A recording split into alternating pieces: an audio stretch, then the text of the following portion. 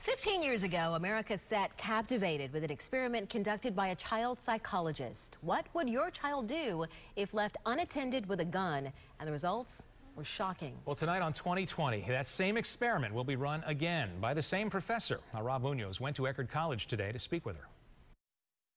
You would almost think that in the 15 years since the last experiment was done that social attitudes and parenting would change in light of all these mass school shootings and that this experiment would go differently.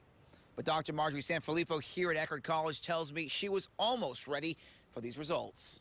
Teach your child to never touch guns and they'll listen, right? I know! But what happens when they're left alone and with each other is the exact opposite. 15 years ago in 1999, after the Columbine High shootings, Dr. Marjorie Sanfilippo recreated her child psychology experiments for an engrossed 2020 audience.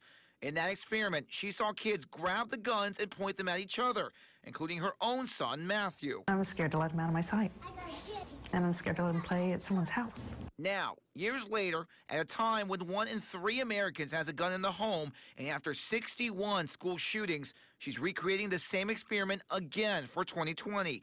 And once again, what we find is that a child's curiosity gets the best of their mom and dad's teachings. A few of them were like, yeah, I think my kid would probably pick it up, but most of them were fairly certain that their child would know better. And what was the reaction afterwards when they saw the video? Horror. Her son, now 19 and an Eckerd College sophomore, says it's hard to watch his 4-year-old self grab a gun and point it. And I was watching it, I was kind of rooting for myself. I was saying, you know, keep going, be a good kid, don't touch the gun, and that the hopes of that were kind of shattered when I first picked it up and started waving it around.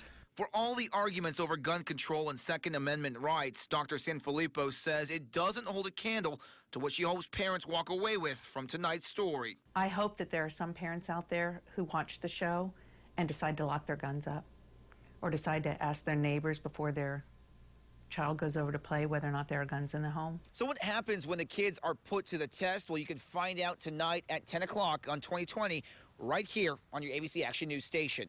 In Eckerd College, I'm Rob Munoz. Back to you.